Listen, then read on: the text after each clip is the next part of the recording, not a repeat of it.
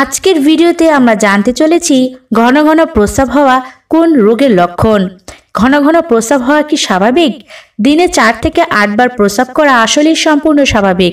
আপনি যদি এর চেয়ে বেশি প্রস্রাব করতে বাথরুমে যান তবে আপনাকে অবশ্যই সতর্ক হতে হবে। প্রস্রাব শুধু শরীর থেকে বিষাক্ত পদার্থই বর্জন করে না, বরং আপনার স্বাস্থ্য সম্পর্কেও অনেক কিছু ইঙ্গিত দেয়। প্রস্রাবের রং ও গন্ধ দেখে আপনার শরীরে বেড়ে ওঠা অনেক রোগ শনাক্ত করা যায়। এই কারণে ডাক্তাররা অভ্যন্তরীণ রোগগুলো পরীক্ষা করার জন্য প্রস্রাবের পরীক্ষার পরামর্শ দেন।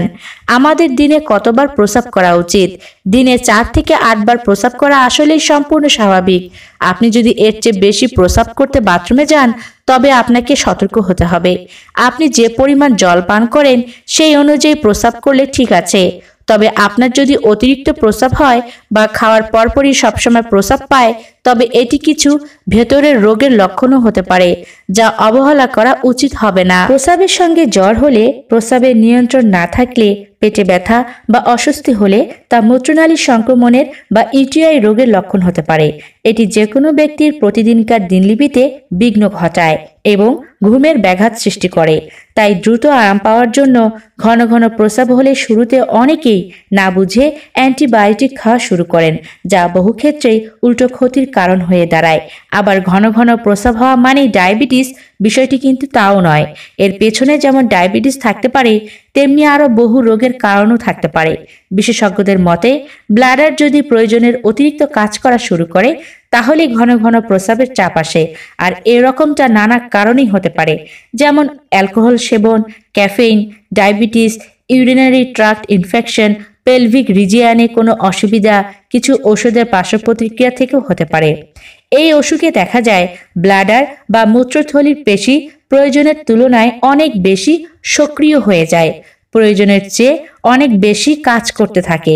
ফলে একজন মানুষের বারবার প্রস্রাবের বেগ আসে। অনেকের আবার মূত্রথলি থেকে ছিদ্র হয়ে মূত্র চুইয়েও পড়তে পারে। ঘন ঘন প্রস্রাব হওয়া যেসব রোগের লক্ষণ হতে পারে চলুন জানি। Number 1, diabetes.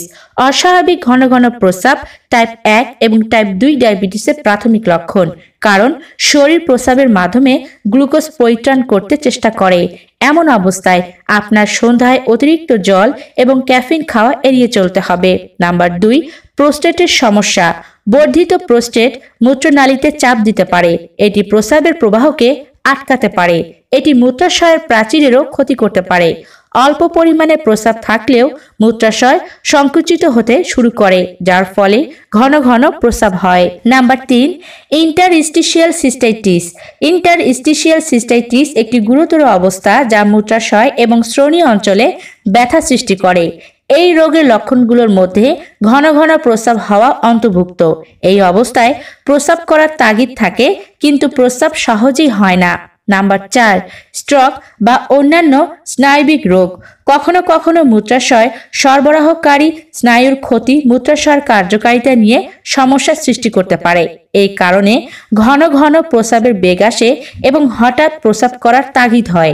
এটি একটি গুরুতর অবস্থা যা দ্রুত এবং সঠিক চিকিৎসার প্রয়োজন। Number 5, hyper calcaemia.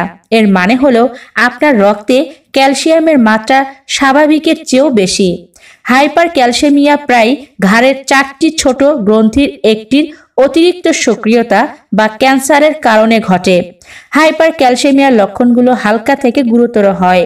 এগুলোর মধ্যে রয়েছে তৃষ্ণা এবং প্রস্রাবের বৃদ্ধি, পেটে ব্যথা, বমি বমি ভাব, হাড়ের ব্যথা, পেশির দুর্বলতা এবং ক্লান্তি। Number 6, pelvic floor disorder. এটি এমন একটি অবস্থা যেখানে পেলভিক পেশি দুর্বল হয়ে পড়ে। এই পেশিগুলি মূত্রাশয় এবং প্রজনন অঙ্গকে সাপোর্ট দেয়। এর উপসর্গের মধ্যে রয়েছে কোষ্ঠকাঠিন্য, মলত্যাগের সমস্যা, ঘন ঘন প্রস্রাব করার তাগিদ অনুভব করা ইত্যাদি। এর বিভিন্ন কারণ থাকতে পারে, যেমন প্রস্রাব যা পেলভিক ফ্লোরের ক্ষতি করতে পারে, যা বার্ধক্য বা মূত্রাশয়ের পেশিকে দুর্বল করে দিতে পারে। দায়ী কিছু ঔষধ। উচ্চ রক্তচাপের ঔষধ টানা খেলে তা থেকে এমন সমস্যা দেখা দেয়। মদ্যপান কিংবা কফি বেশি পান করলেও এই সমস্যা দেখা দিতে পারে। মহিলা কিংবা পুরুষ সকলের ক্ষেত্রেই এমন হতে পারে। বিশেষ করে যে সকল মহিলার মেনোপজ হয়ে গিয়েছে তাদের রিস্ক অন্যদের তুলনায় অনেক বেশি। আর পুরুষদের যাদের প্রোস্টেটের অসুখ রয়েছে তাদের ক্ষেত্রে মূত্রথলির এমন সমস্যা হওয়ার ঝুঁকির অনেক বেশি থাকে। লক্ষণ থাকলে ইউরিন কালচার, ব্লাডার ক্ল্যান, সিস্টোস্কোপি, ইউরোডাইনামিক টেস্টিং করে ওভারঅ্যাক্টিভ ব্লাডার রোগ নির্ণয় করা হয়। মূত্রথলির এমন সমস্যা হলে শুরুতেই চিকিৎসকের কাছে যান। যতটা সম্ভব কফি কিংবা ক্যাফেইন জাতীয় পানীয় বর্জন করুন। কার্বোনেটেড ড্রিঙ্ক, মিষ্টি জাতীয় পানীয়, মশলাদার খাবার, অ্যাসিডিটিক ফুড ডায়েট থেকে বাদ দিন। ওজন বেশি থাকলে তা কমাতে হবে। পেলভিক ফ্লোর এক্সারসাইজ করুন, এতে পেলভিক বা মূত্রনালীর পেশির জোর বৃদ্ধি পাবে। সারাদিনে সময় ধরে বাথরুমে যাওয়ার অভ্যাস করুন। যাদের বারবার প্রস্রাব হয়ে যাওয়ার সমস্যা রয়েছে তারা একটা ডায়েরি মেইনটেইন করুন, তাহলে চিকিৎসা করতে, সমস্যা চিহ্নিত করতে অনেক সুবিধা হবে। এসব নিয়ম মেনে চলার পাশাপাশি বেশি সমস্যা থাকলে অবশ্যই আপনার চিকিৎসকের পরামর্শ নিতেই হবে।